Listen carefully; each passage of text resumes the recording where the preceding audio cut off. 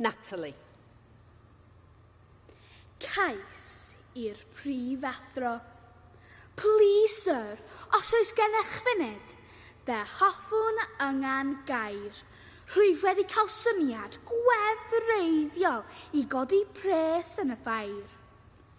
Rhyw feddwl oedd ni, ac mae yn syniad da, fe fydd pob un yn cyfrannu gan ei bod am waredu'r pla.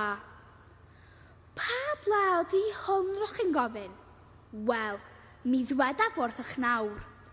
Yr hyn sy'n poeni'r ysgol hon yw'r athrawon, nid haid dylygod mawr.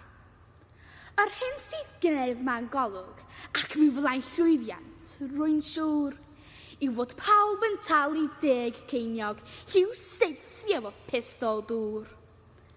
Yr athrawon technoleg a'i ffind ar y blaen, a'r athrawon maths ar ei hôl. Gwyddoniaeth wedyn, na Ffrangeg, nes nad oes un sych ar ôl. Diolch am eich cydweithrediad, rwy'n siŵr a gytunwch am mi fod y syniad yn un ardderchog. Ond cofiwch ac ystyriwch, can sathro ydych chi?